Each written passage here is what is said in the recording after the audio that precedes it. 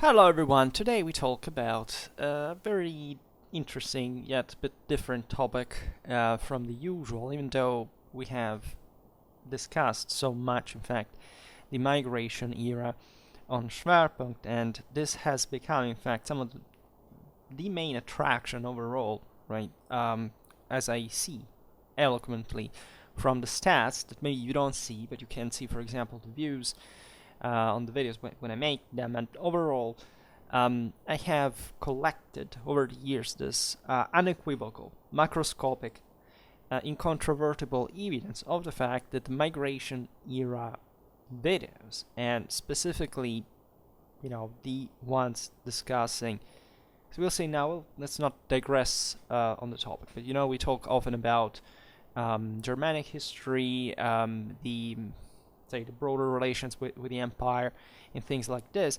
And there is a whole set of also responses that I got over the years, overwhelmingly positive, right? And also probably concealing some sort of, dissent that, however, doesn't want to lose me as a spring source of information of some sort, given that, again, made really lots of videos on this topic.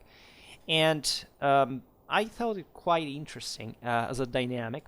It was predictable. Like when I started Schwerpunkt, I had an idea, of course, that topics like these would be kind of the most, let's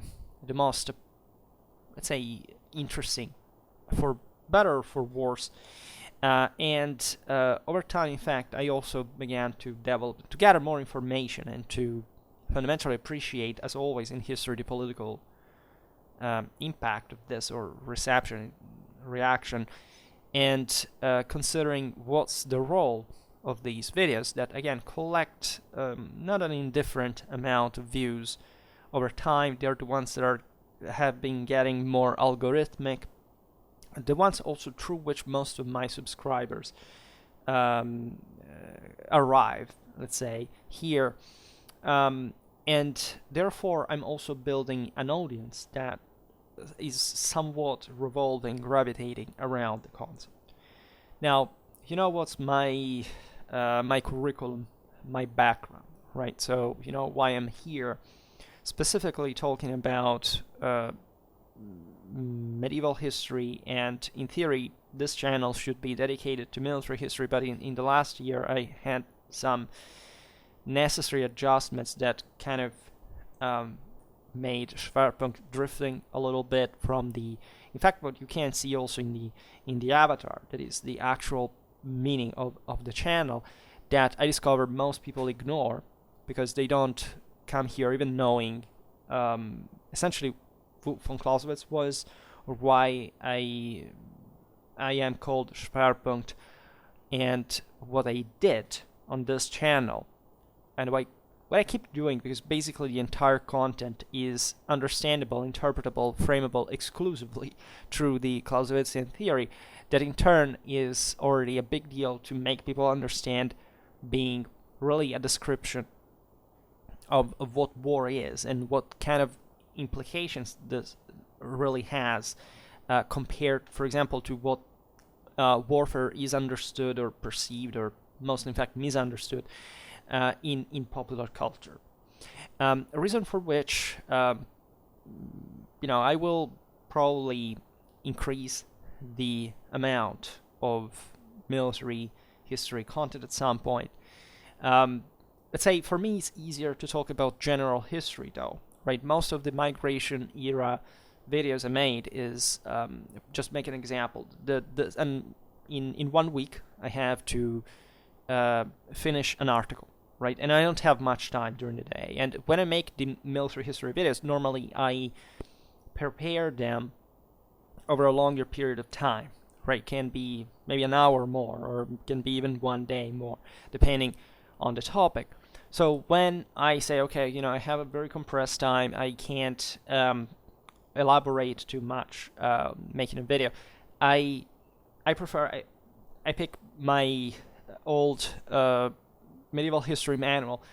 I randomly pick one page out of 800 and say, okay, what topic is this? Okay, I will talk about this without any sketch, easily, maybe for 2 hours in a row, but still without too much preparation. Like most of the time, that is exclusively about the pictures, because I can talk for hours and hours, even about, very relatively, at least popularly obscure topics.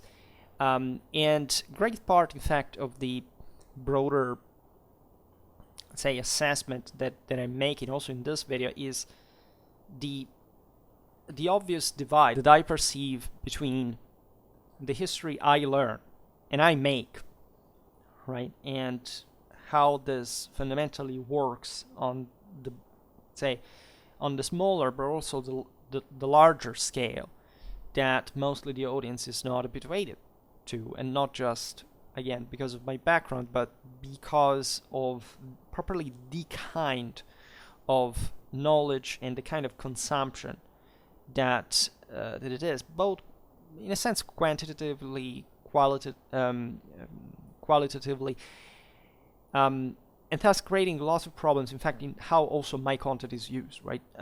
For example, when I started Schwerpunkt, I thought that it would have been a terrifying experience to make YouTube videos about history and about all the series of controversial topics that I make.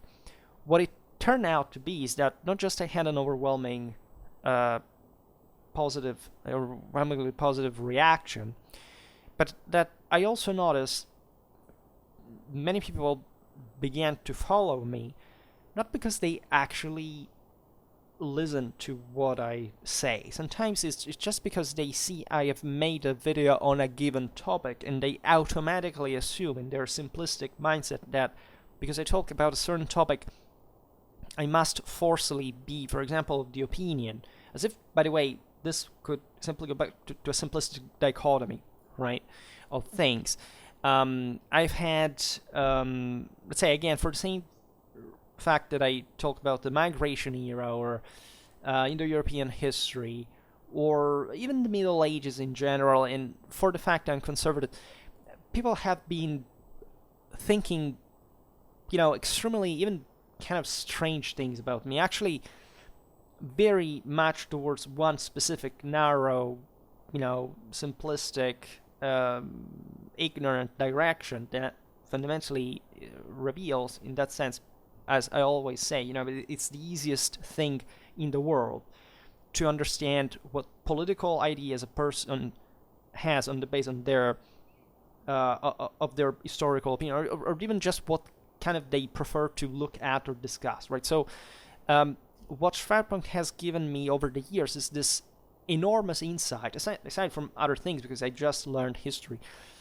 by myself in the process and improved it, but say, and it has given me a massive, insightful understanding of most of the reasons why people simply gather around certain type of content, and I see it constantly reconfirmed essentially by anything. I can see in every sphere, bridging certain gaps that I've never seen anyone caring about. And I've been disappointed, of course, because I speak every day, and I make, of course, a kind of content that is not easily digestible, right? I explained countless times that the only way to understand my content is to, in theory, know it all, right? Literally all the videos that I've made to this point, like, there's literally a history that you should be doing yourself on Schwerpunkt of its content, and listening, of course, the wall thing, right? And of course, it's natural that this will not happen, right? Again, most people subscribe, even though they have no idea whatsoever what I've been talking about here, but just they see one specific topic and they presume that whatever they have in their mind applies to my channel. This is a very common behavior from mostly the youngest element, in fact, that constitutes the majority of my audience, like people in their late teens, in their early 20s, right? So this is exactly the people that get in university, and I perfectly know what it feels at that point. Let's say to need, especially like a sort of point of reference. Many people need a guidance, right? I've never been the kind of type that has ever been guided or that has ever had specific heroes or points of reference. Never, right? I've always liked to sort out things by myself. I'm not a particularly distrustful person. It's just that the same evidence I'm presented with poses some questions that I need to answer, and if I don't see anyone around kind of providing me with another sensible explanation, I will not. I will just find the thing out myself. And even if I had an explanation, frankly, I wouldn't follow it anyway. Yeah, perhaps I'm a bit distrustful, those terms, let's say. But in that, perhaps I'm a bit distrustful. But I call it being curious from the other side, and the reason is deeply connected, actually, with my moral and scientific, standard, because again, I cannot let somebody say things that are not correct and getting away with that, right? So I am also quite of a pain in the behind for most people that they are doing that with me. But as I was saying before, I thought somebody would come here and kind of contest things I say, or have different ideas. I basically get none of that. Like the worst things I received are just monosyllabical kind of statements that apodictically say, no, this is not true. And then no kind of explanation, no kind of insight. And of course, whenever there is something a bit more dichotomical, because that it follows always that kind of pattern, telling the truth in terms of complexity, it's always like further apodictic statements with no proof, no evidence, no kind of elaboration whatsoever, right? I had to write, maybe it was a 700 pages work with I don't know how many tens of thousands of quotes. If you don't elaborate on things, I'm not going to take them seriously, right? This is first, let's say, advice that I give you always. Never take somebody's content just for granted in accuracy or correctness or competence or whatever, just because it sticks to some sort of formal elements, and eventually not really going beyond the same in terms of effort, of power, of insightfulness, because that's unfortunately how we are being trained to reason, due to the extreme moral and scientific poverty of world culture. And in theory, we are mostly, as I see from the audience of a Western background, we are actually the most privileged, which is something you should be proud of, considering that has been filtered somewhat throughout us. So we are extremely more capable, basically, than the rest on the ground of literally just the degree of complexity that we use. And just know that out of this, there is no such thing, right? When you are presented also with this strange idea that, all cultures, you have to accept them, they're always the same. This is absolute bullshit, right? There is an incredibly well-defined hierarchy that you can miss only if you don't know anything about it. And that's where, unfortunately, we're heading to, because there is a normal relaxation of standards over time in a broader historical or meta-historical even way. But we're talking about this today in a sense, but always kind of soliciting your potential, right? Because that's where it gets. There is no doubt that there is an infinite potential, in this sense an equal potential, just on that base. But if that goes unexpressed, um, it's not translated in practice, well, then that's what reality will be. And so at that point, there is nothing that will save you from nothingness, from disappearance, from just not having existed as a being. Doesn't matter what background you had, because you would have completely wasted it, right? This is valid for everyone, right? So that everybody can, right?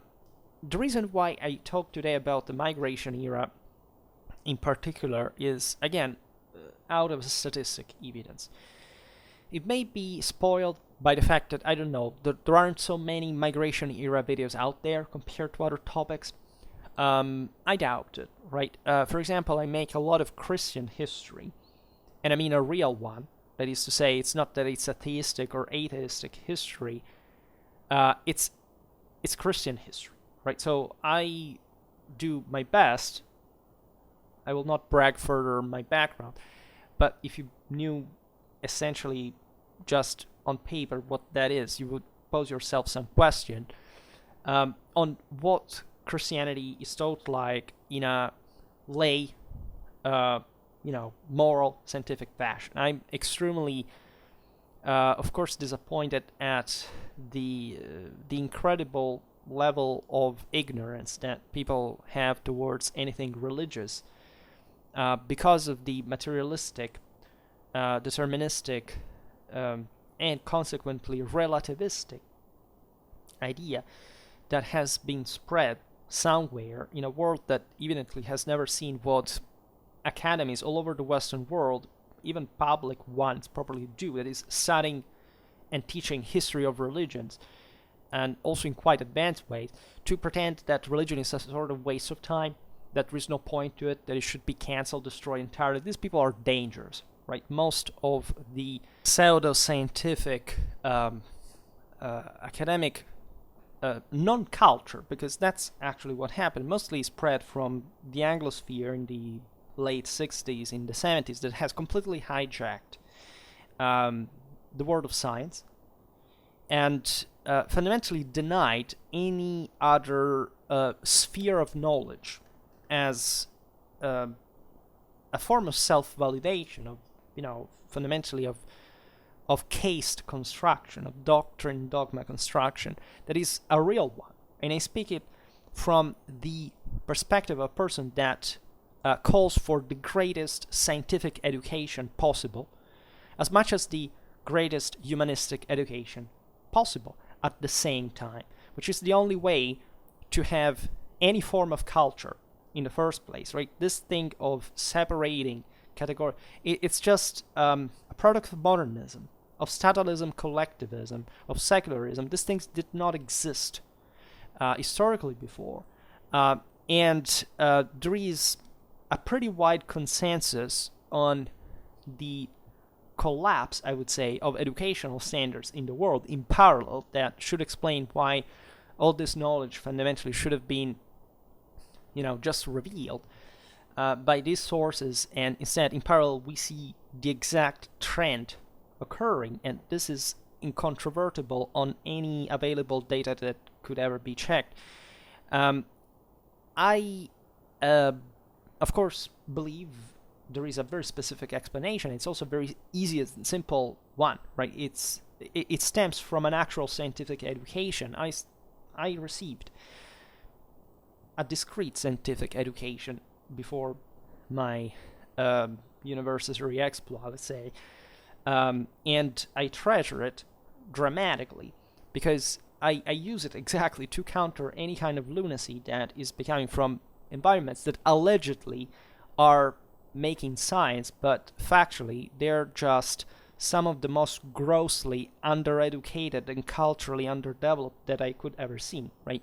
Before, and this had many consequences, including even in conservatism. Like, most of the problems we'll address today has to do, as always, with conservatism. I think that the left fundamentally is not an option. I think it's a denial of humanity, of culture, of beauty, of intelligence, of reason, of authority, of discipline, of order, of all the things that made any civilizational accomplishment possible. And so I don't even take it in consideration. I believe it's wrong. I believe it's literally the lowest degree of human degeneration. But it's more or less exactly the same thing I believe for most of conservatism, because these standards may be different from one another, but they're relativistic. In absolute terms, conservative standards are appallingly undercultured, and there is practically nothing to be proud anymore of being kind of a conservative, whatever it was supposed to mean in the first place. As it's been pointed out in this channel as well, by me also in the context, that it would be more appropriate to talk about universal tradition, which is in fact what all humanity has been seeking from, let's say, from its own dawn, and that we shouldn't consider as something essentially regressive or anti-civilizational, because the only goals that we have accomplished civilizationally up to this point of regression were coming from a culture was fundamentally based on those concepts as well. Civilizations do not always turn well. There is not, like in a 19th century positivistic delusion, the idea of a constant progress or rise, whatever. This is the other thing that you have been happy endings, all this bullshit. It doesn't work like that, right? The only thing that makes civilization work is tears, blood, pain, sufferance. This is the only thing you can achieve anything true, right? And the most important thing, of course, is also knowing how to achieve that, right? There have been many tears and blood shed exactly because people didn't have the palest idea of what they were doing. I think the atheistic totalitarian regimes in history have been the most evident proof of such evidence, and definitely that lower quality individual that they fundamentally rested on, it was the same cause of their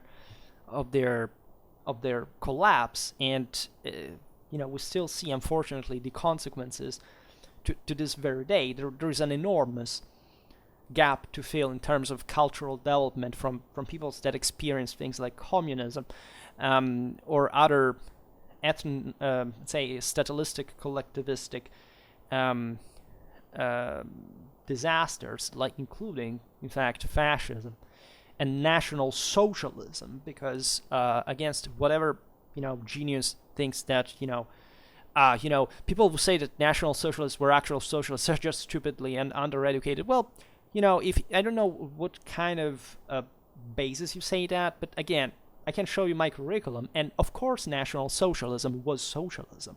And not because it's called socialism, which would just be a great indicator of the same, but for very specific, concrete political reasons. And those gnostics that pretend to distinguish, say, okay, well, there may be socialist economically, but, politically we're another thing. There is no such thing like separating economics from politics. That's what communists do. Calling people capitalists. Capitalism does not exist. We live in a bubble that has been created to make us reason astray, just to perpetuate these lies and to make people degenerating further from a cultural point of view.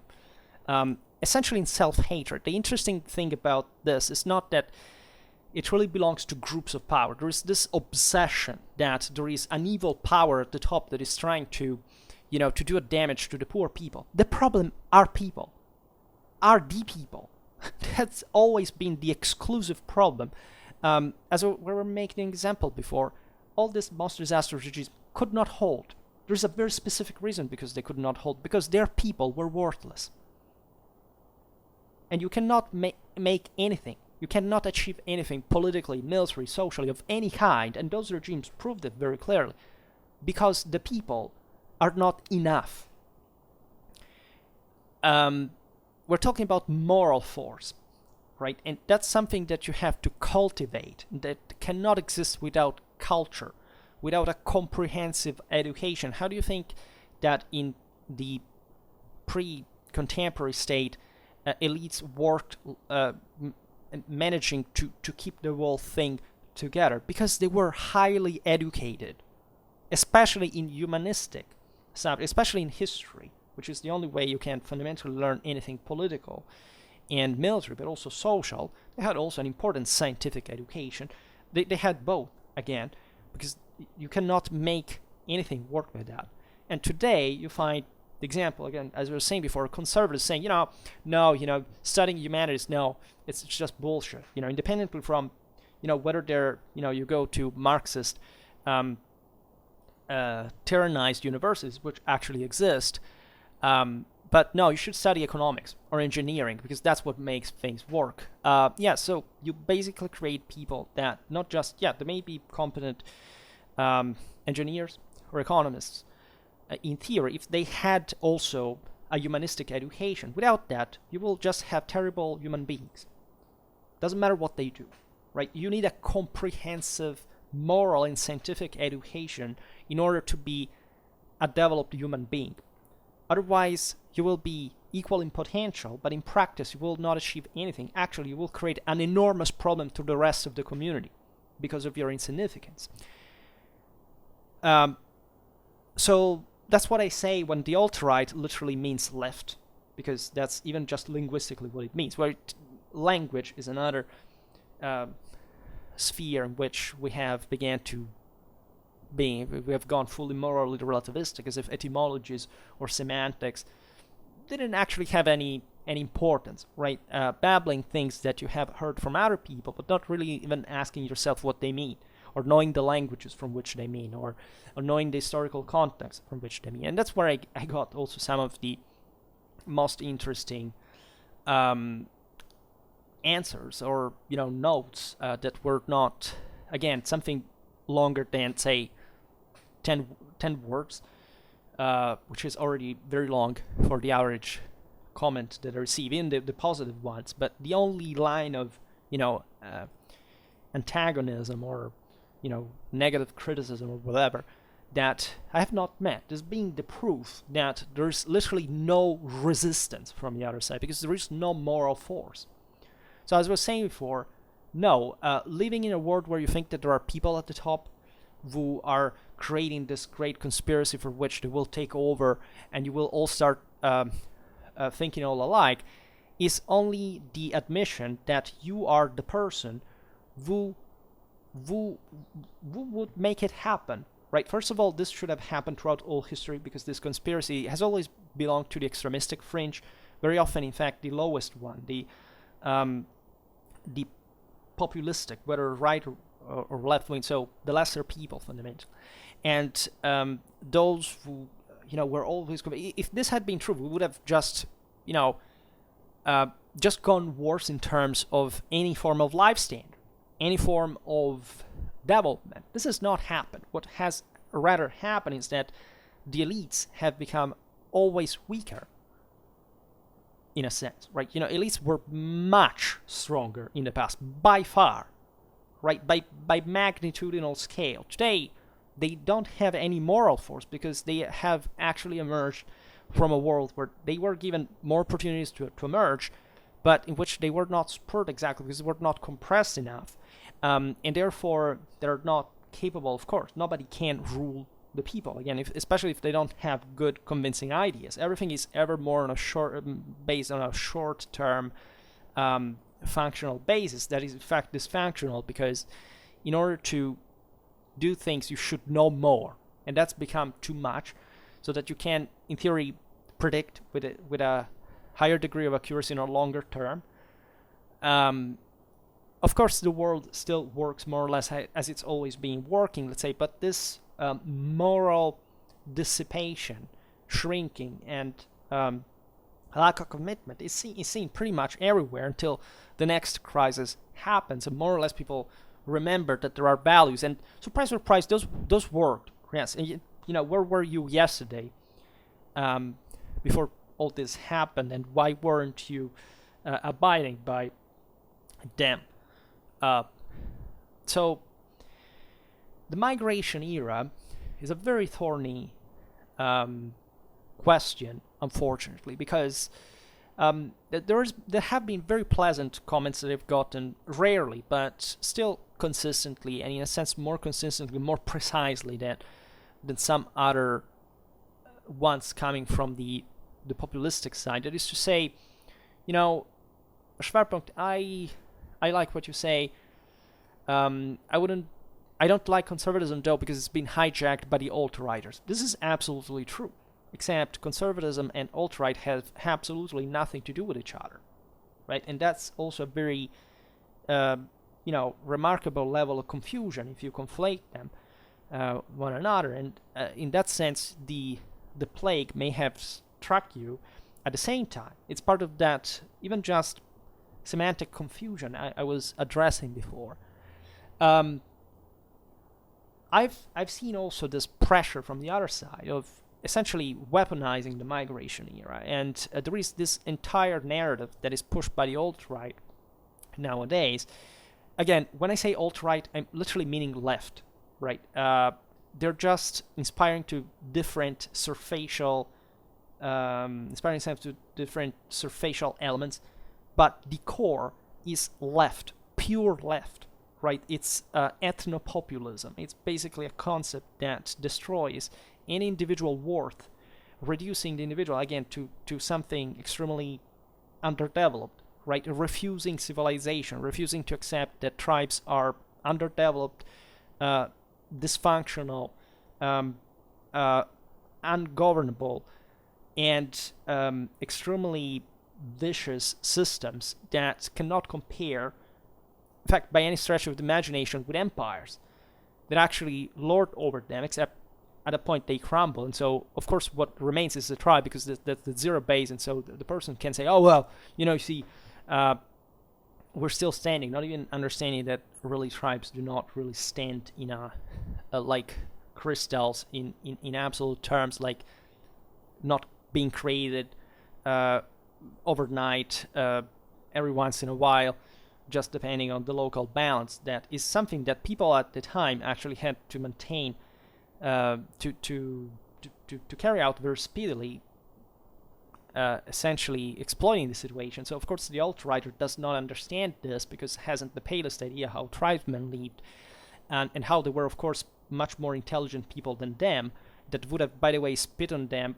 because tribesmen literally would think of an alt-righter to be a subhuman being. There is no doubt about this either. But of course they don't understand that, because they think that essentially there are a set of crystallized identities that always existed, never changed. So history does not exist.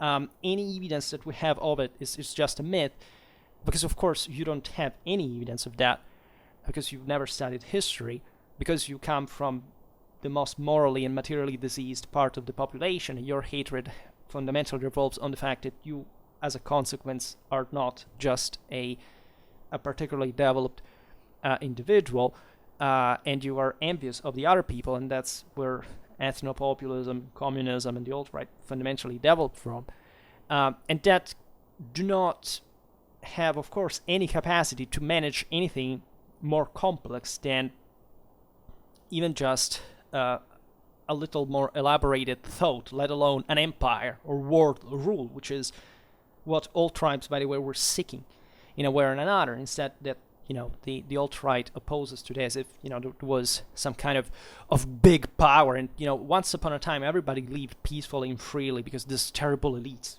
did so much terrible things from the world, including making you talk bullshit on the internet, and there are big channels followed by lots of people in this regard. I'm talking about those who literally think that there is, because there is, of course, an attack, for example, to white identity. There is, but the way to address it shouldn't be the same that the left uses, such as critical race theory, which is exactly what the alt-right is founded on, because race is the only identity that matters, because when you don't have any other cultural capacity, only race counts, right? This is the the religion of the imbeciles, fundamentally. You do not have any worth. So in order to compensate with that, you just look at what you look. And you can always find somebody that, is different from you, and so you have done the thing. It's a completely relativistic issue, right? And, these are the same people who, in a critically racial way, just whine about the fact that their race is under attack, but they're evidently scared by it, right? While their ancestor would have just picked an axe and said, whoever wants to take me out, I will take out first, right? Which is a human right, in case you don't know. And so in the fact that you are whining about this, it means that you fundamentally cannot even preserve your own humanity, which is quite interesting because it extraordinarily fits exactly with the traditional imperial ideology, that is to say that the lesser were under, because essentially they deserved that, right? So if you fear to be under attack and you can't win, it's just because you're a failure. And if you believe that you belong to a place, to a culture, to an identity, it means that all that is a failure as well. And this is exactly what our ancestors believed. And that's exactly why they developed into empires and civilizations, and something that could really have a real power. And not being essentially an emarginated person at the lowest echelons of society, complaining about the fact, especially from very, very rich, powerful countries. There is a very famous, I'll be very honest about it. I love Norway. I love Norwegian history. I love Vikings. There is a very specific channel that essentially is just a guy, which is a reenactor that also, as you know, I don't have an enormous sympathy for. And this guy actually, there are good reenactors and good people, etc., all over. But as you know, I think always the average is lame, whichever group you think. These people just taking shots from the woods and pretending that in the 21st century that's living as a Viking. And this is the same person who claims that being a Viking is a national identity, and that white people are under attack. And so where is the power of your culture? Because frankly, also living in the woods in a country like Norway, which is by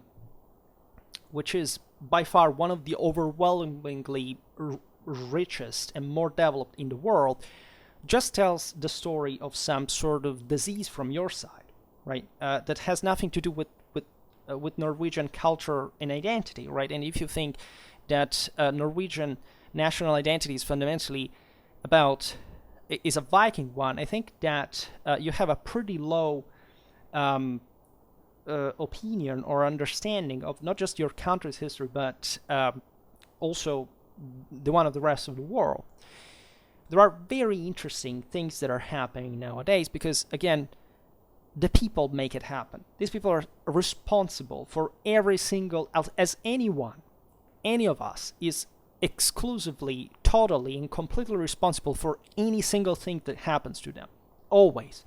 Right? This is human condition. This is called life. This is called existence. Right? And any digression from that, right, is just a denial of the same actual, in this sense you can call it even European tradition. It was a universal tradition, right? But it was the true one that also a Viking would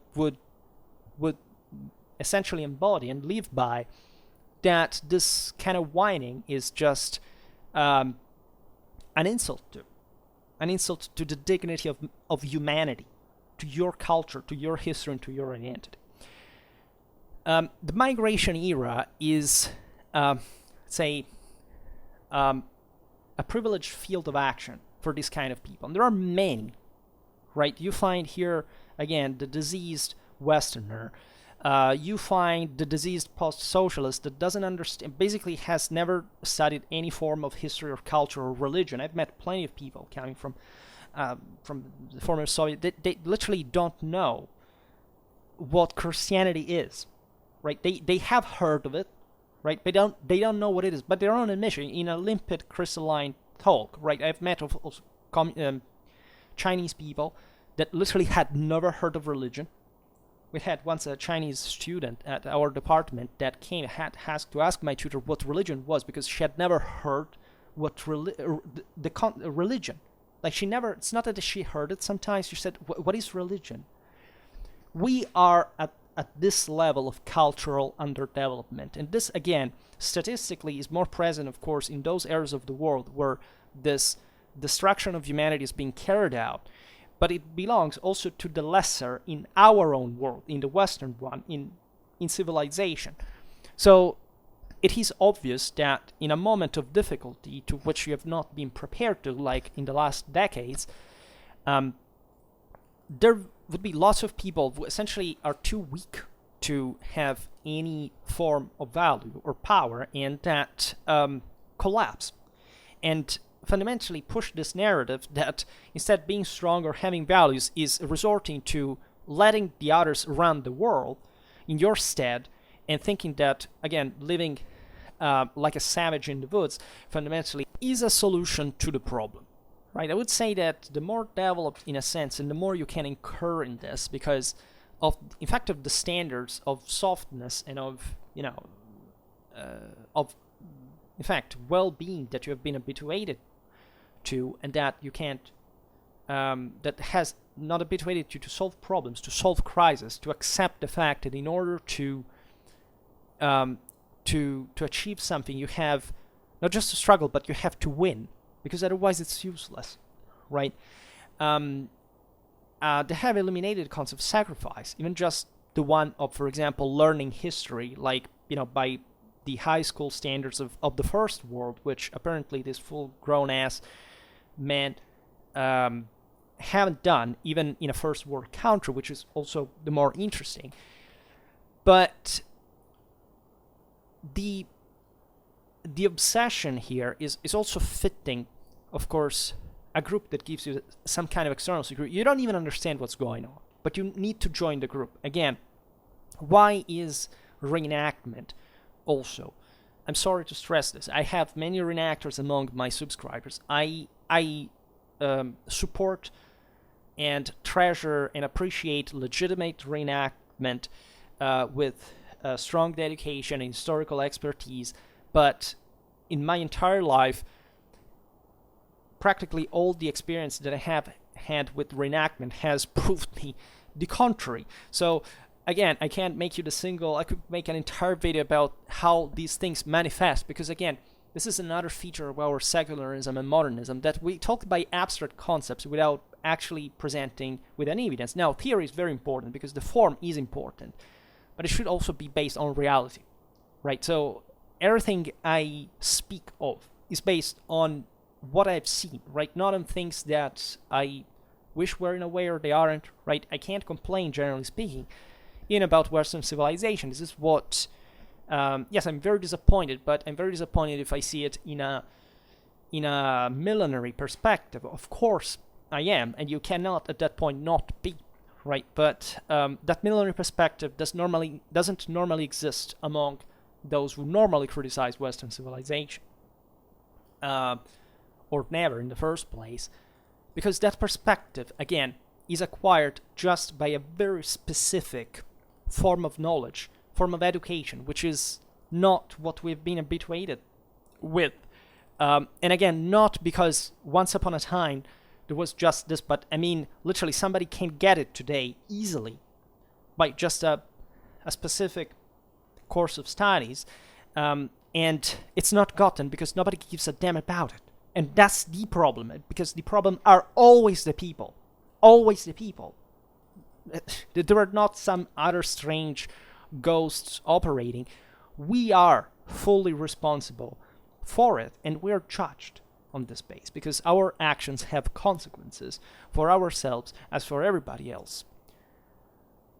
And that's why I wouldn't feel serene if I didn't talk about this problem. And not much about how the alt-right has hijacked things like the migration era or the Viking era. That's basically the thing. Most people that claim to have any kind of interest, again, in history or reenactment, yes, I love, but you love the Vikings. Like, in the entire history, like, I love the Vikings. I don't have anything against the historical context in which against the Vikings in a historical perspective, I think, of course, that were doing things that were less, expression of a lower civilization than other peoples, and because there were objectively other civilizations just next door. Like, you don't have to go for like leftists do that. Given that they're critically racial theorists, they have to say, oh no, the Muslims were so advanced. Yes, the Muslims, for example, in many places were more advanced. Some also were not. And talk even just literally the Anglo-Saxons or the Carolingian Empire, right? So this obsession for tribalism, for the which the Viking era was not even that, because the Vikings fundamentally unhinged tribalism. Vikings were intelligent people who created powerful hierarchies and monarchies that completely unhinged what was the pre-Viking era Scandinavian political and social situation. And actually that took more than in other countries, exactly because Scandinavia was less developed than them. But if these people could, they had obviously understood where civilization laid, where power laid, where the imperium laid. And that's also why, in case you didn't notice, these countries improved like any other through those same models, and we're not thrown in a condition of oblivion, right? This may be stated in the sense that, yes, but look today from an alt-righter perspective, Scandinavia is full of immigrants that hate its culture, and the leftists hate our national identities or whatever. But the point is, again, that's your personal fault. Again, I don't know if you realize this, that if you had asked this to a 10th century Swedish Viking, they would have told you, how is it even possible for you to live in a place like that? Don't you have any guts and power to not to make that happen?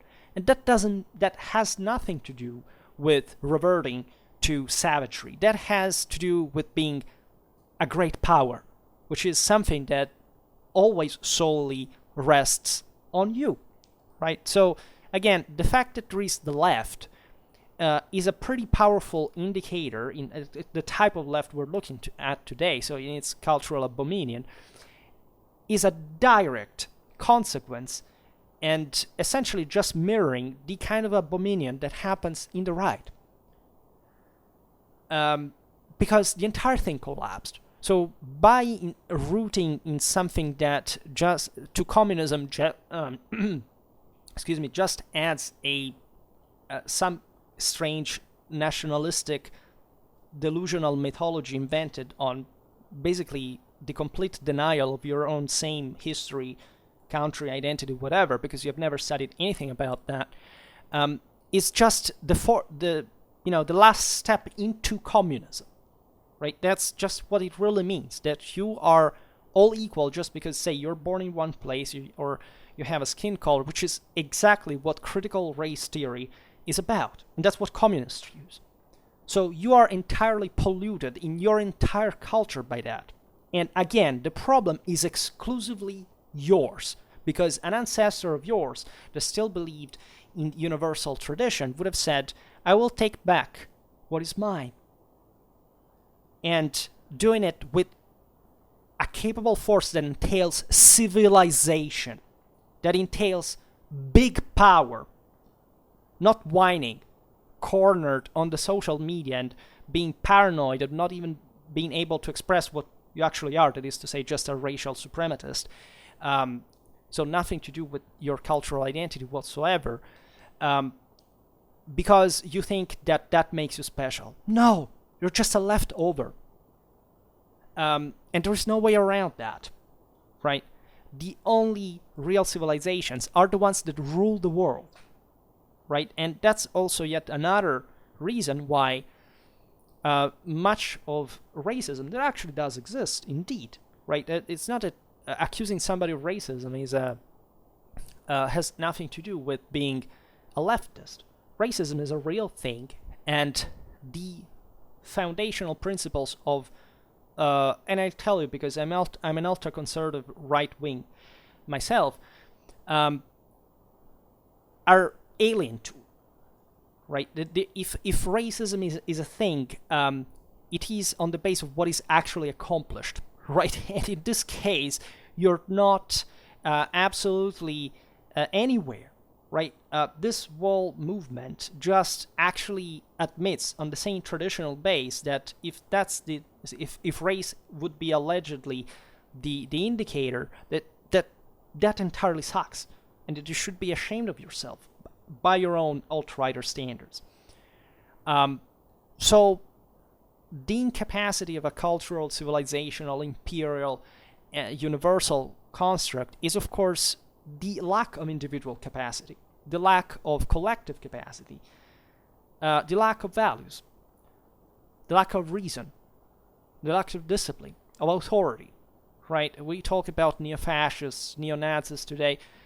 Nazis and fascists still belong to an age, like the early communists, that was polluted by statalism, collectivism, as all of these movements, communism included, were national socialisms, right? There is no communism without nationalism, right? Every communist regime, by a degree, was nationalistic, right? This other categorical abstraction that communism, no, it's not national. Well, are you kidding me? But don't you know the history of the Soviet Union? Don't you know the history of communist China? Don't you know the history of Cuba? Wherever this happened, right? This is literally the ABC where you're taught in any basic class about communist history. This is insane, right? And that's the degree of abstraction. But communists, fascists, Nazis, back in the day, were people who, hell, they got themselves killed. Right? They also got a lot of people killed in the process. They also killed themselves among one another, for that matter. Entire people sent to annihilation because they were fundamentally too stupid to understand otherwise, including the ones that were attacked. By the way, just look at the Soviet Union. It hardly won anything with 20 million deaths and, appalling moral and material misery for the rest of its existence, and it still continues to this day. But at least they had, by a certain degree, and because there was something traditional and universal about this, they had the balls of getting themselves killed in it. They took responsibility. They were disciplined. They were indoctrinated. They stood to those. Today, this thing does not exist. It does not exist, right? The only problem that we should fear in the form of the current movements, it's not any form of rise to the top of extremism. They're all a bunch of snowflakes. They're weak, extremely weak. They don't have any resistance culturally anymore, right? This means just that their countries at best risk to give way to other powers that also are fundamentally maybe just working out of mass and not of quality, which is definitely much lower than in the West, and so that don't have any traditional or civilizational or universal principle at their at their base. But it's arguably even a greater risk in a sense, depending on which perspective you wanna look at. In any case, yes, the world is aging, right, and the world will end at some point, which may be sooner than you think. But the main deal, of course, is that the cultural, educational, moral, scientific tools that are necessary in order to understand this are not available. They have to be constructed in a very empirical way on the base of actually great examples that we had in our history, in our civilization, in our literature, in our philosophy, that must be studied comprehensively. Without that, there cannot be this. That's why I say that most Westerners, born, raised in the West, like me, are not Westerners, because objectively they don't know anything about their culture, their countries. Again, it's extremely common. If you ask a common European or a common American or whoever, not talking about outside of this boundary, anything about their history, like the ABC of what you could find even on a high school manual, history manual, they don't know that. At large, they don't know that. They don't know even like a 95% of that. And this is kind of common evidence. I tell you because my work is examining young adults and even older adults to verify that at university, and that's what I see every day. That's what I see when I talk with history with other people, when I go everywhere around. There is not a divide. There is not a special people that can boast standards that are better than another. In fact, great part of this kind of ethno-nationalism that wants to hijack the broader historical narrative from their side. Of course, the left does the same, but the ethno-nationalist is worse in a sense, because it does weaken to it sucks in people that still in theory would have a minimal relic of the fact that at least tradition existed at some point in history, even of course if they don't know anything about that, and simply shipwrecking it directly to communism again. I mean, communism by a degree can keep ruining things, but simply there is no history there, there is no culture there is no tradition, there is nothing. It's completely eliminated, right? And even if it exists in the form of saying, yes, the kids that today they call themselves communists, but they don't speak even German or Russian, and they absolutely don't have any palest idea of what Marx, Engels, or Lenin wrote about, for not talking about actual reality of what happened under communism regime.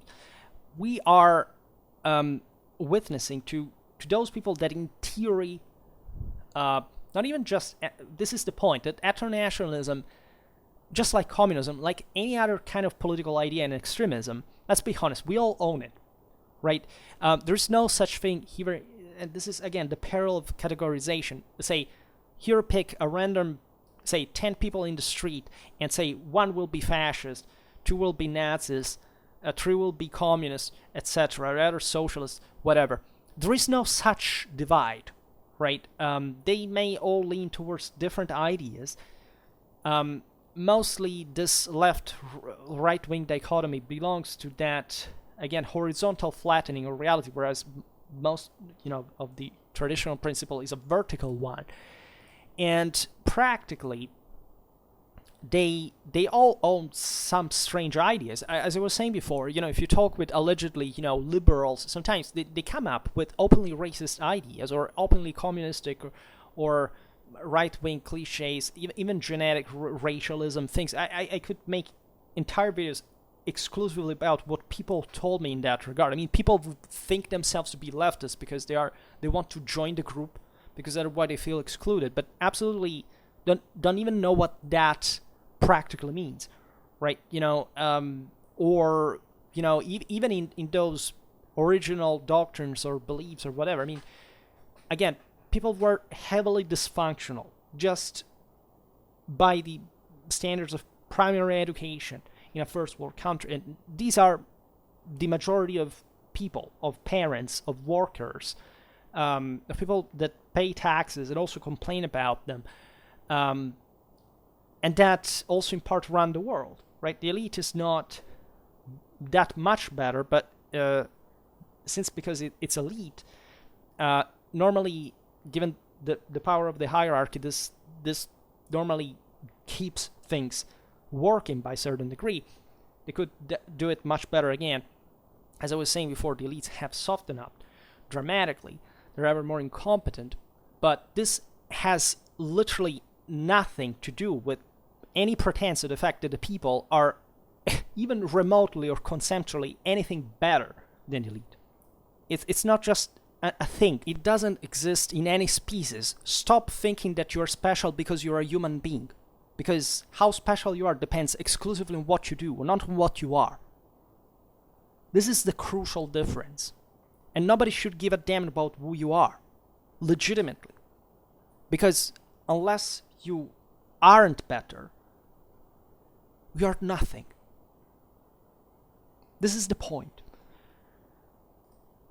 Now, why the migration era? Well, because as I was saying before, there is the easy answer is that the migration era simply requires less intelligence to understand. It may be a brutal concept that, again, a relativist could easily dismiss because it says, no, how? The migration era is so important, so complex, it takes a lot of intelligence. That's a relativistic concept. I'm talking about historical eras and which one is the most difficult to understand. The migration era is definitely not the most difficult to understand. It's the simplest one. We have less data. Communities were simpler.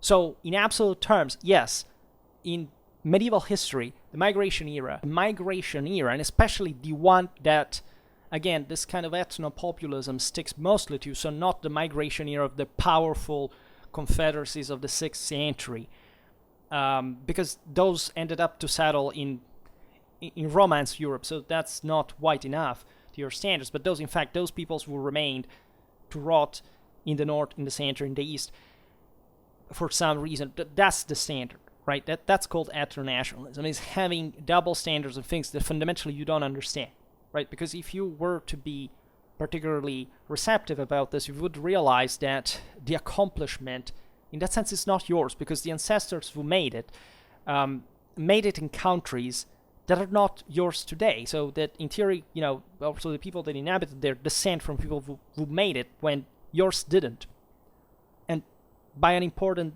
degree, right? So that's just a first start to point of what we're talking really about. The migration era is simpler. Everybody understands the concept of a guy with an axe that smashes somebody else's skull, right? How a civilization works in a contemporary world, or in something simply more advanced than a tribe, becomes too difficult to understand, right? And I am not a hypocrite. You know why? Because I love the migration era, and I make so many videos on it. I wrote a 160 pages work on the migration era. I love that period. I know perfectly what kind of political, ethnic, culture, anthropological, spiritual connection you feel when you think about the migration era.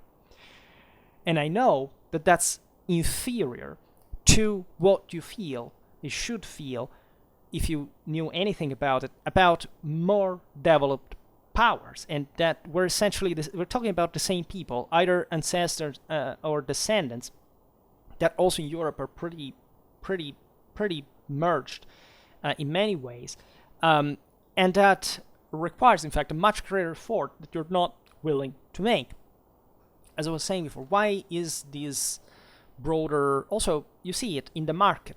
It's the idea, always, the barbarian with a damn shield, with that kind of aesthetical concept, pretending to know things that you have never read, such as Norse sagas, or simple battle accounts from other sources, or actually having any historical or archaeological competence. There's none of that. It's just buying that product, hoping to fit the group, if it happens for you, by the way, also to look, this is the interesting thing, more like in a way or another.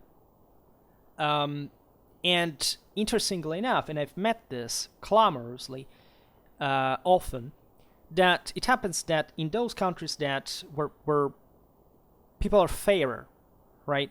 Those people who are more zealously buying into these narratives are the people who look darker. It's a very strange thing. And this also happens exactly in the moment in which these people have basically no other value except what they look or they think it would be, in that sense.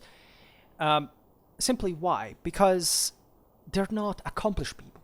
Again, I've never met a person owning those ideas coming from a upper class. Never. Ever. Like, we all own this kind of idea. Every single person in the world has a racial bias. It's completely normal, right?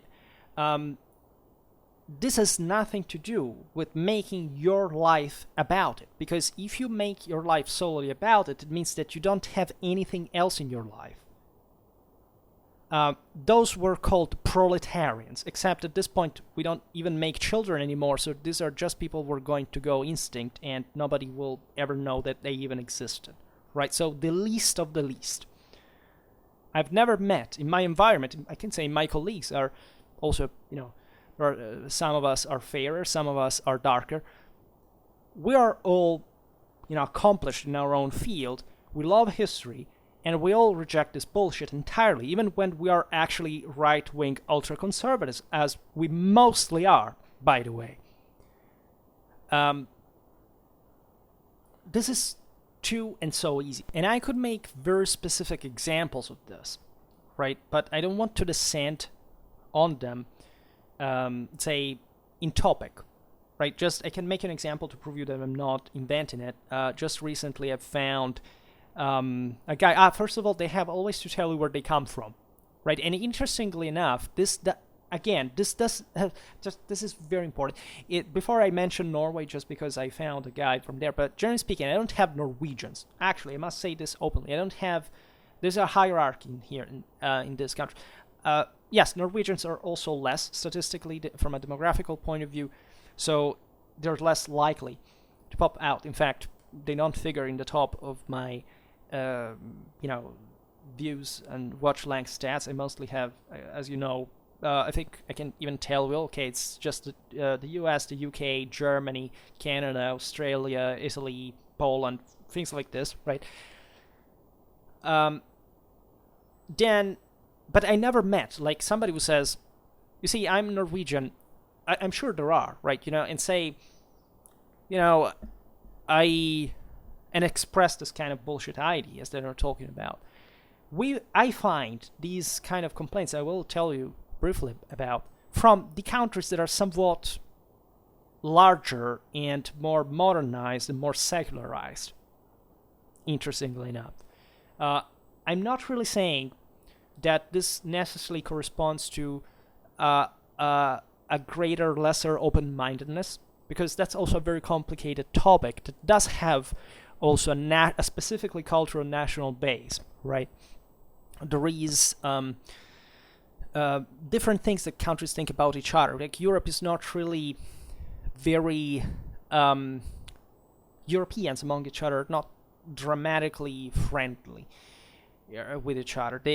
We at least understand that we have a common background, that we fit just a broader role, but there are countries who hack more or less partially right towards one another, and there are different constructs that we built on the base of, interestingly enough, in fact, also these historical issues. But generally speaking, I would say that being more advanced, as we were saying before, and being more powerful generally does bring also with a greater capacity. It brings with this greater tension, right, with the mass growing softer and so getting greater internal problems in a sense. But being a greater power also confers you the capacity to see more clearly. It's that same idea of the elites. The more powerful the elite, and the more responsible it necessarily must be when handling big stuff. So this can go against what you think about a specific president or a specific party, but if you look at the wall, right, and how this works, still you gotta admit that there are pretty solid bases there that have been built also by the people. I'm not excluding the people from the elite accomplishment, also because in the universal tradition, there must be the leader must be lording over somebody, right? And the greatest accomplishment is having a greater cooperation between these two elements, between the Uranian and the Dionysian, right? Because if the first manages to tame the latter, then you have the greatest power, right? So this is the point. But what I was noticing is that this kind of exasperated ethno-nationalism mostly derives from not just the most diseased strata of the population, but from also the bigger countries, right? This might be maybe again a statistical distortion because they're demographically more people, and so it's more likely than seen like that. But it has also a lot to do with the degree of degeneration of the masses in the bigger system, which is just the second principle of thermodynamics, right? It's not really even that's why science and culture, and I mean science and religion are fundamentally the same thing.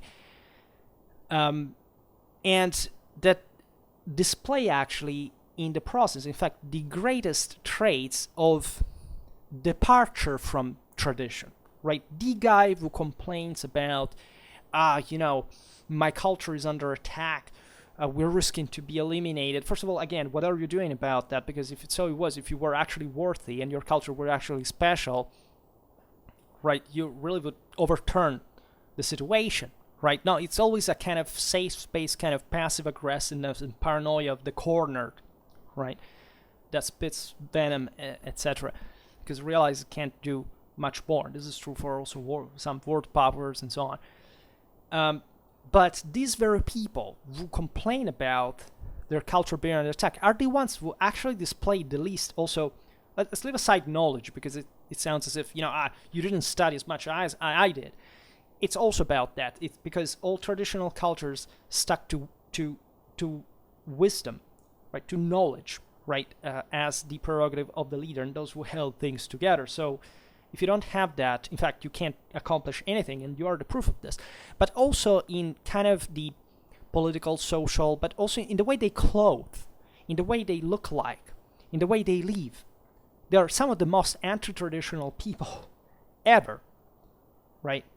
And there are very specific traditional ways of life in Europe that are preserved in some areas that are always posed this attrition, of course, between what can be the greater power and the necessary development and this kind of, however, more compact and orderly, say, community status, which is a very intense, conflictually civilizational sap in many ways.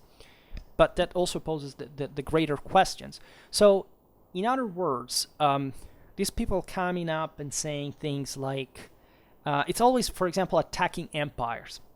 This is the first line, right? You literally don't see that the way you are today, even as a civilized countries, because at some point in your history, civilization came about, right? That this thing doesn't touch you. Like the entire Western historiography is correctly and solely, and still, by the way, because you may not know where this will lead. Fortunately, I think that the 1968 communist generation of professors is actually dying out, and a lot of right-wingers are coming again in education here, at least back. But let's say this is the entirety of history as we know it. It's faulty in a sense, in many ways, because it has mostly forgotten part of tradition and part of universality. But our culture is also very close to the same times and names and characters and scholars that still studied this. So it's not that we have literally forgotten, as always. It's the people who have forgotten that, not those who actually study about these things or teach them, right? For example, as I was saying before, I would like to ask, like a piece of trash like Richard Dawkins, etc. Okay, what do you think that, in the entire Western Academy, the entire world in general, in every humanistic faculty, there is somebody who studies and teaches for a lifetime. We're talking about hundreds of thousands of people all over the world that teach other people something like history of religions.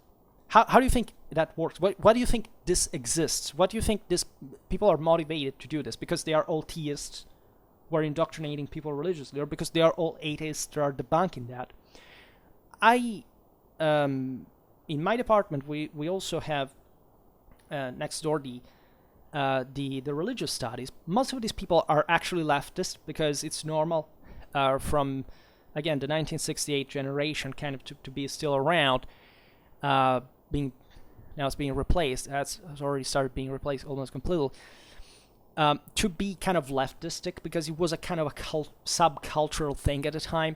But it's not that these people are leftists. Like my tutor, for example, I worked with her throughout all my 3 theses, and she's a leftist, but hell, she's an intelligent person. I mean, she may say stupid things about politics in a sense, but I mean, she's a person that really understands history in a good, advanced way. Well, there is none of these leftists in the Department of History or Religion that is teaching against religion. Right? None of them. Right? And there is a very specific civilizational, cultural, traditional meaning in that. in religion in the first place, but also in the reason why this is still acknowledged among people who actually have a competence, why that is relevant and important. The average Generation Z kid will never know this. We have arrived historically to the point in which this will not be backed by enough culture altogether, because this comes from the whole community, to give these people the reason for connecting such background to the actual knowledge that they could reach, but they don't have any motivation to reach anymore, right? So the broader point, as I was saying, for the migration era, etc., is that yes, it is a simpler thing to learn, right? And the reason why the alt-right likes to fit into that, first of all, it's kind of a sadistic vent, right? It's the idea that at some point in history, some ancestors that in their view they see as the greatest, widest possible reality, conquered, in that specific case, at least in the West, the greatest empire in the world. And this was a civilizational accomplishment that fundamentally marked the impression of a national identity that never changed from that moment to today, right? This is the actual mechanism that they do. As I was saying before, this concept is vaguely present in all of us by a certain degree, right? That's the same reason why I, for example, studied the migration here initially in my bachelor. That's why most of you come here for, right? Although also we're not racist or not interested in, they hate the alt-right, or they're not really interested in racial supremacism of any sort, but they still see the idea. And I know it because I know it, I feel it just like you, that, again, you descend from this cool guys that made you look in a kind of way that you like to trace your origins to, even though they're often kind of disproportionately connected. Like, for example, blonde hair, blue eyes in Europe were not dramatically changed, if not essentially a few point percentage in the local population during the migration era due to the Germano-Slavic invasions. So at that point, you're, for example, also, and that's why many ethno-nationalists are completely adverse to this concept, they're completely disregarding the Indo-European migrations. Also what happened before, right? But the concept, for example, that there is, which is the pillar around which the entire Indo-Europeistics revolves, and that most ethno-nationalistics do not actually buy in, is that Indo-Europeans, of course, came all from the same cauldron. That's something that they hate. They want to stress, especially during the migration era, that there was kind of a divide between, let's say, the right-wing traditional kind of white world against, say, the multicultural, evil leftist empire, right? Even though they don't know, again, as I often say in my videos, that they share the same identical values, that there is a big deal there of Indo-European tradition and legacy, the Roman Empire, and that this was comparticipated by other peoples in Europe, and that everything was much more blended than you imagine. But fundamentally, they feel the desperate need to stress that narrative. And all the rest of history doesn't count. Right? All the rest, that's why, for example, when I make every single video about the papacy, or Christendom, or also, in general, Christian powers, I could talk about the same Holy Roman Empire, the same Carolingian Empire. They're not less likely. Say people want to hear less about them than they want to hear about the Goths, the Franks, the Alemanni, just the videos that I've been doing recently, because they need to stress the fact that at some point there was the terrible evil power that oppressed the poor people that were living peacefully and really treasuring with great high values of Indo-European identity, which was exclusively based on imperial power to wage all over the world, fully believed by those tribes that, however, were not able to reach it. And that's why the step into the Viking era, and very few of the ethnon of these alt-righters understand that they're actually a socialistic product.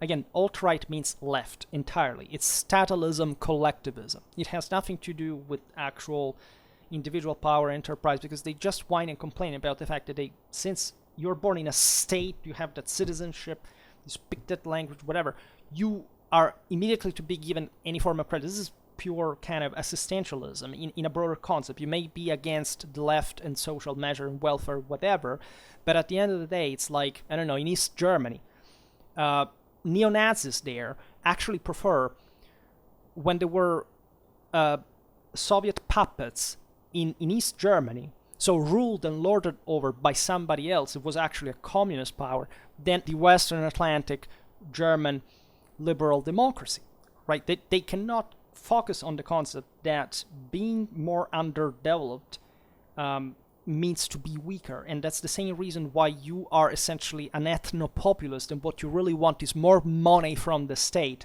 as under the socialist regime that you prefer to the actual Western civilization, and not its denial. In fact, this is self-evident, right? It's not, these movements are not elitistic, they are populistic. This is the first macroscopic character that unites them all, politically speaking. And that's why, unavoidably, they fit into this bullshit. So, of course, there is also a big deal of secularism and modernism, because you cannot be a nationalist socialist if you're not, by definition, anti-European tradition, anti-ancien regime, anti-universal power, anti-empire, and anti-church. You cannot be, right? You're a nationalist socialist, so you're a statalist collectivist, right? There is nothing, not even a remote glimpse of traditional anything, if not for the fact that you still bear an extremely superficial symbol of a country whose historical identity you fundamentally do not understand, because you want to believe that the flags of your country that were created whenever during the modern age, etc., are actually supporting a type of regime that for the people who were ruling at the time would have been horrifying, right? If the elite that was ruling in medieval Europe, in modern Europe, had seen our contemporary absolute state, which is, again, essentially a nationalism, socialism, a statalist collectivism, a godless abortion, they would have wanted our elimination. They would have said, these people are not worth existing anymore. We are done for. The world is lost forever, right? And, of course, an ethno-nationalist does not understand that, because they think, again, that how they exist today, in their complete lack of any value, of any moral, any education, any culture, is essentially, and also an insult, in fact. And that's why I it's so serious, because they insult the very European identity that they're actually trying to instrumentalize. They don't understand that European identity is against them by definition, right? Because everything they have ever heard, because they're too stupid and ignorant, is that, of course, from the left, there is an attack to identity altogether, right? So, since these people emerge from the 18th and 19th century revolutions, whatever movements of the masses that do not have the tools to understand history, they come up with these answers that are just insufficient and are unsatisfactory. They are barbaric, they are primitivistic, they're tribalistic, they do not have any dignity of civilizational worth, as instead their past does actually have, right? And without them knowing it, right? So that's why they need to buy into those things. For example, the aforementioned also post-socialist gap has been hysterically, but I mean hysterically filled by people who need to buy in the fact, for example, of, say, Central Eastern Europeans from post-socialist realities, pretty white, right? So they need to fit, for example, the idea that they are as white as, say, the Scandinavians, and, for example, finding common roots, think about the Varangians, whatever, to stress the fact that what only matters in being considered is not that you come from 70 years of abortion of dignity of humanity that has erased any kind of historical or cultural knowledge in your country. We're talking about communism, and that this has a magnitudinal problem that has not even began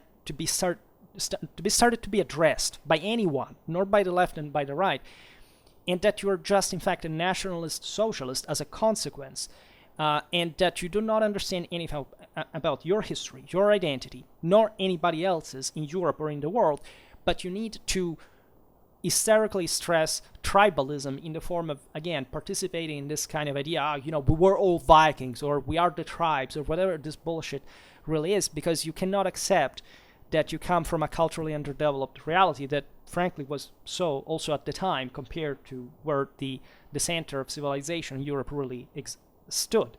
And against the very peoples that eventually brought to your Christianization, to your feudal development, to all what actually has been very good in your culture and that has been destroyed by communism and by nationalism and socialism to this very day, right? This is the only reality that exists. There is your reality, whatever you think it is, alternatively, doesn't have any value, right? On the contrary, should be repressed because it's dangerous.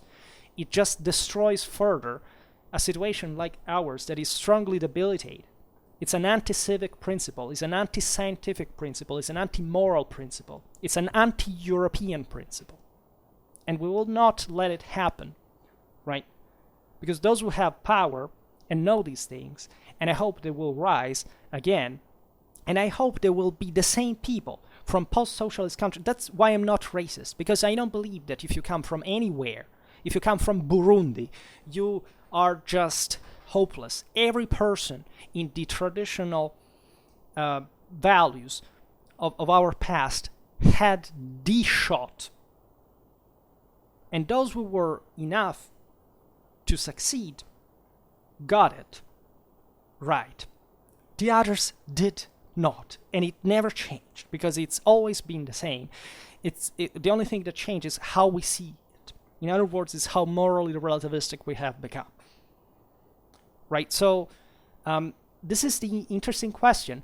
Why don't you know? Why are you obsessed about the migration era or the Viking era? You're not obsessed, say, with, I don't know, your feudal monarchies. I mean, seriously. Yes, feudal Christian monarchies in the same very countries that eventually converted also by themselves. In case you didn't notice, there's also the paranoia. There is much of this historically, like of the same disgregation of tradition. There's an important divide, for example, that happens also to have taken some different borders also ethnically, which is interesting. For example, the collapse of the unique church, right? With Protestantism, how much racism also between, saying, whites, right, has existed. I was talking also pretty close ones, right? I'm not making the case also of Northern versus Southern Europe, which takes more easily some kind of also overlaps more with kind of phenotypical difference that could fuel the racist hatred. I mean, talking about, say, the Irish versus the English, to make an example, or also the obvious fact that, of course, we see an Orthodox world that is pretty white, relatively so, as to say still a Protestant whiteness. Or think about Germany. I mean, Germany is one of the best examples of Catholicism, Protestantism in the same countries. Great part of European modernity starts from the Treaty of Westphalia, of the 30 Years' War, for which 1/3 of the German population was wiped out for confessional reasons. So we're talking about very precise historical causes that brought us to be the way we are, and not all of them are the good ones. Right, so everything that is actually meant to destroy unity and power and empires, when this has been previously working, is bad, right? I'm not talking about, there is also the question of imperialism and colonialism, right? And what kind of imperialism, right, which kind of countries say, I attach a great positive value to the broader changes that colonialism triggered next to the massacres and the horrifying stories that accompanied it, like basically any other story in history. But let's say the same imperialism. I mean, anti-imperialism is most of the times also some kind of paranoia today, and a symptom of cultural underdevelopment. First of all, empires, if they exist, they succeed as such, right? Empires who call themselves like this and do not succeed, yes, are the ones that the real empires should destroy, right? So there is some kind of important civic, religious, moral, scientific value in the idea of political cohesion as the proof of civilizational, cultural, moral, personal, and collective superiority, right? If you are part of a strong power where all the people are truly convinced of what they do, what you see that these are the most successful pages in history, the ones that brought the greater advancements, that brought the greater control, that put an end to the greatest bloodshed, and that carried out one in front of those peoples that frankly weren't doing anything but instead causing bloodshed, very often also within each other, which is the other story that ethno-nationalists do not like to tell, that, you know, living in a tribe is not living in an harmonious life. It means we know how these people live. We have documented them historically, also in much very recent times. It's a constant repudium of rape, incest, abuse, lack of central power, instability, feuds, any form of misery that you can imagine.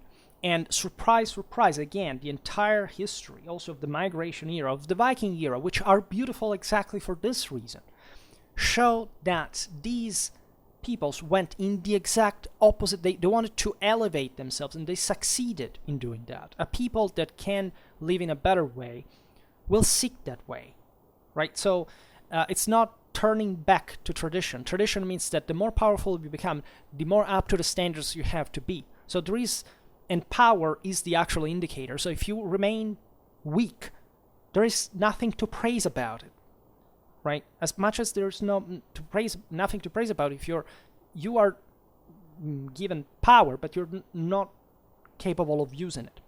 But the best is being very powerful and knowing how to use that power, because no government rules if they don't have the decisive moral support of the people. And this is, of course, an anti-populistic concept, which a populist is like, it's just like throwing holy water at the vampire, right? They will burn away because it's literally the revelation of their own weakness, of their own insignificance, of the fact that they are the contrary of what a healthy community should be, right? So the Vikings did this. The Germanic tribes did this. They created something greater, right? And they helped fixing things together with the Romans, even though the beginnings were difficult for everybody, because it was a broader critical situation. It was a moment of conflict, of war.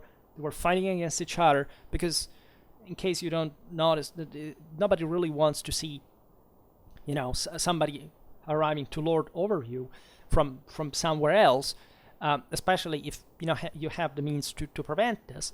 But once the thing was done, the Romano-Germanic culture, also with the addition of the Slavs, etc., brought to that magnificent Western culture that already existed. It was just perturbed in this pretty dramatic time by the events, and surely by the faults of all involved, but that were able to rise again to a level never seen in relative terms, at least in growth, because the world was still aging. There was no universal empire as there had been before, unfortunately, right? But medieval civilization especially shows this, which is, again, a universal European traditional concept. When I say European, I stress it, of course, because today we live as Europeans in a moment in which we have to be schooled as Europeans and stop being schooled as single different nationalistic, socialistic realities, right? We have to be taught what happened for real, not what you would like it to believe, just also because of democratic and educational shortcomings in your country, right? Democracy is a disgusting word because it comes from demos, right? But it means really something else. So that would be the fourth estate. So that's another, polluted word of being introduced, unfortunately. But behind the concept of democracy, at least how we intended it, lays the aforementioned political unity that we're talking about. We were the most successful peoples in history, the ones essentially formed by a middle core, right? That was the stock united.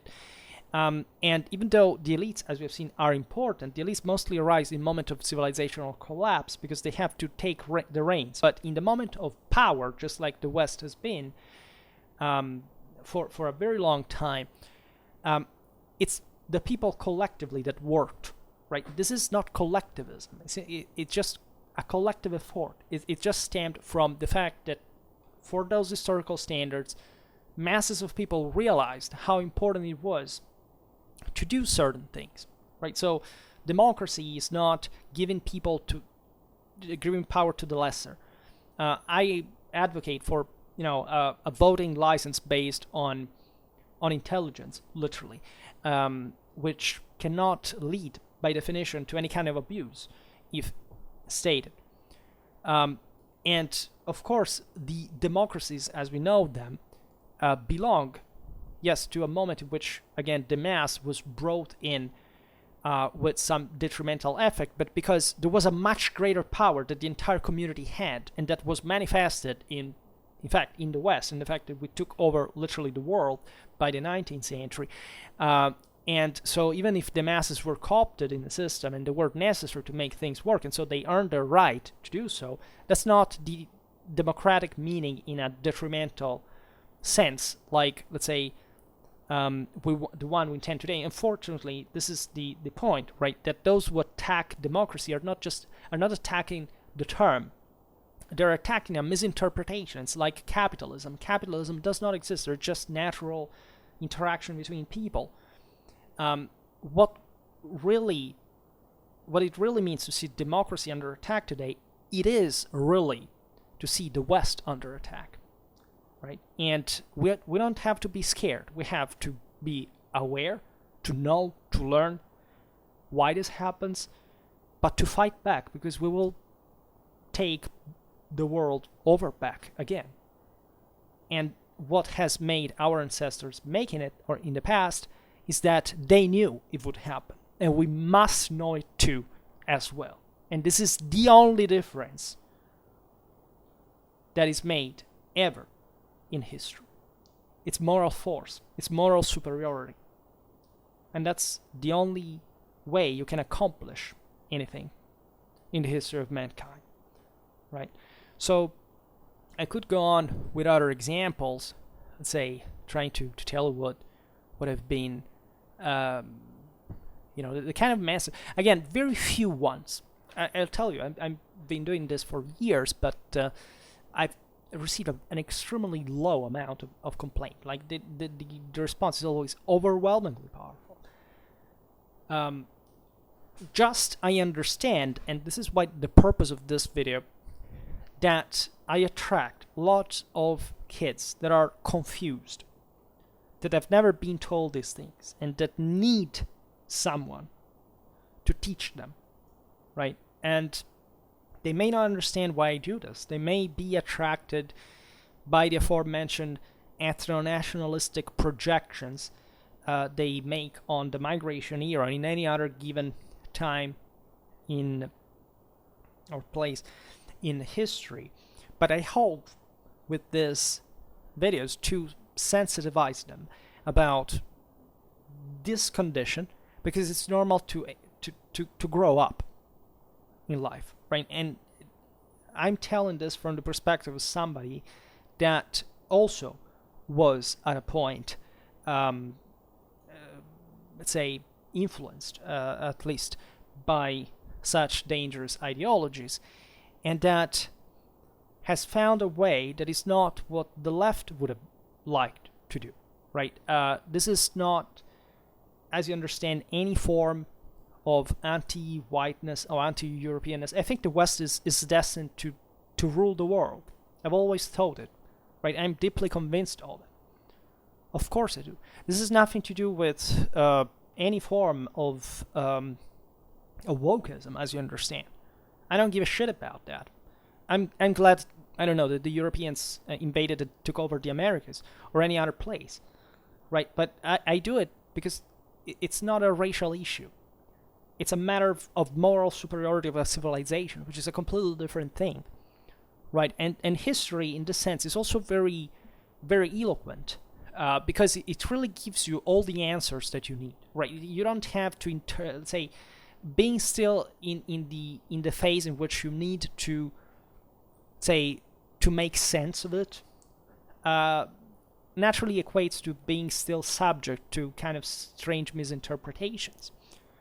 Everything fits, right? If you study the Clausewitzian theory, if you study basically anything about history, of course, being provided, however, with such important traditional awareness, which doesn't mean to believe blindly in any dogma, right? This is yet the other thing you've been taught. Either you believe in religion dogmatically, or you should be an atheist. Religion was never meant to be dogmatic, right? There are some, even the same words are important. Like, what kind of this is, believe me, it's more important than you think. The etymology of words and realizing where these came about and why they were applied to certain contexts. We are given for granted certain things that never were, right? So if you believe in the truth, you cannot have any other standard. And this is not how, again, alt-righters do, by nesting paranoidly in a corner, essentially eating their own liver because they realize they're failed and broken. Because again, they do be, you gotta understand that as well, because they are the product of a degenerated culture, and they're not they're always responsible for it, but it's because they also came to this world in a moment in which the environment required more effort to counter that, right? Instead, they are unfortunately the product, as communists or fascists and National Socialists, and as many of them that they basically are at the same time, the product of poor parenting, of poverty, of misery, of ignorance, right? And so this is never an excuse for anyone. Whoever excuses this is just essentially making a damage to themselves, right? Not to these people. Also to these people, of course, but primarily to themselves, because it's how low your standards are, humanly speaking, to just be blaming something else or someone else for what happens to you. You are in the first step towards the annihilation of humanity. And that's what fundamentally communism is, and has been. And it's just ethno-nationalism is the first. It's actually one of the latest steps into communism. But in the political standards who have been debated, definitely, yes, ethno-nationalism is the first step into communism, because it works exactly on the same kind of statalistic, collectivistic delusions, because they believe there is just one people, one country.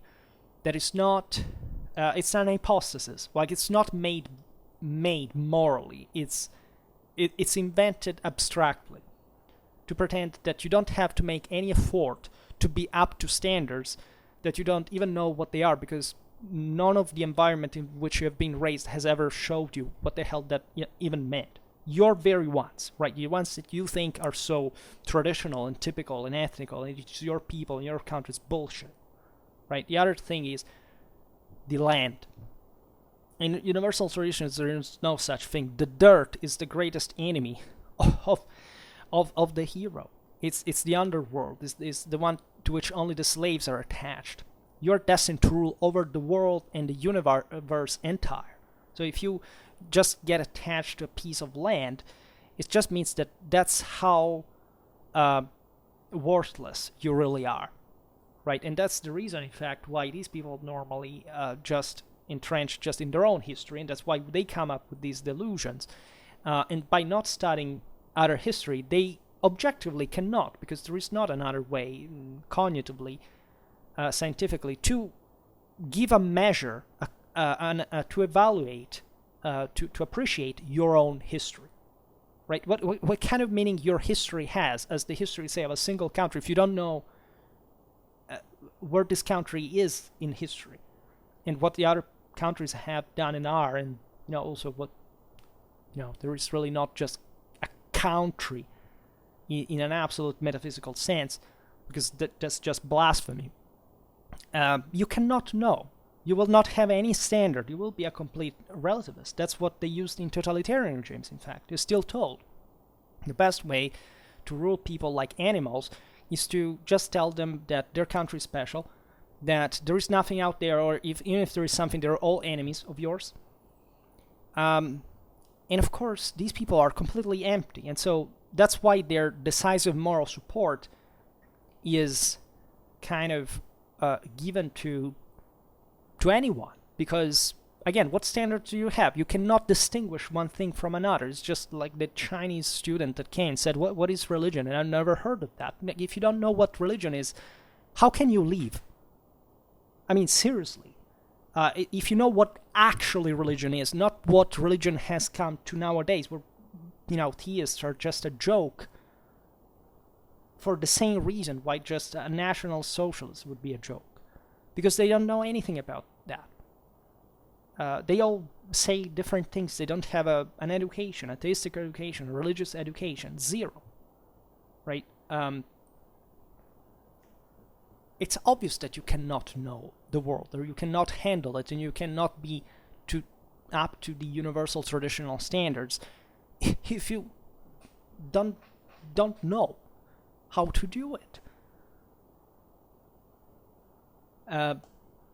So I thought today I would talk more about the migration era or something else, but the point it really triggers this kind of consideration is the aforementioned and microscopical disproportion of views I get about the migration era as opposed to any other content. Papal history videos, 100 views, over 6,000 subscribers. Migration era, several hundreds. How can you understand anything about your own, about anything about the world if you don't know papal history? I know why you don't like papal history, because I know why your cultural background is degenerated enough not to have the tools to understand why that is important, and not metaphorically. I mean, concretely. You just ignore that. Right? Look at this. The video made on the Jews, barely 100 views. Go to the coalescence of the barbarian confederacies, over 300 views. The Goths, Alemannian Franks, over 400. Right? This is insane. Right? This is literally the measure of what we're talking about. You could think that I do it because I want more views. Yes, of course I do, because it's the same things I say in every single video, and you cannot understand them if you don't listen to them all. There's not a special way for understanding it just through the migration era. You must forcefully understand history complexly. And I doubt that you know papal history better than you know the migration era, because you just don't. And I do know that very well. And that's the other thing that should be pointed out very well, that Whenever I encounter any form of ethno-populism, the first attitude is that you don't know what I know, or that what I know is special. And what you really see there is, first of all, paranoia, passive aggressive. This is the same psychological attitude we registered in post-totalitarian countries. The idea that whatever is new, whatever I give you, whatever I gift you with, it's taken with paranoia. I had housekeepers coming from post-socialist countries. I had housekeepers also coming from other cultures. Let's say that were, okay, I don't even say what they are, but I know what paranoia looks like. I know what fear looks like. I know what fear of repression looks like. That's not a dignified human living condition. And it causes problems, because what we're witnessing nowadays isn't, in the news since this winter, is exactly the consequence of this.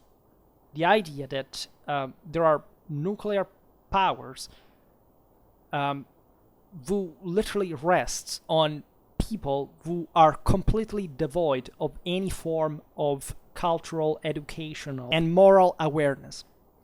Because being born out of a Tartar domination and living for 400 years of most ferocious, dehumanizing Tsarism over masses of people that, again, were not considered human beings. And the thing being, it seems impossible to say, but even worsened by 70 years of communism, and of course 30 years in which nothing happened of any traceable form, is the cause of what we are seeing, right? And great part of the problem is also ours, because this thing could be stopped. It could be stopped in 1918, it could be stopped in 1945, also with harsh measures, but it wasn't done, right? So it's always also our fault. So it's up to all of us to show that we really deserve what we have. And this is the only identity possible for mankind, right? All the rest is pure delusion and will only bring to hell, without any exception. All right, with this very delicate note, I will leave you for today. I just hope that you enjoyed this video. If you did, please share it. Otherwise, leave a like or subscribe to my channel if you're interested in my upcoming content. And for now, I thank you heartily for listening to me. I wish you a nice time and see you next time. Bye.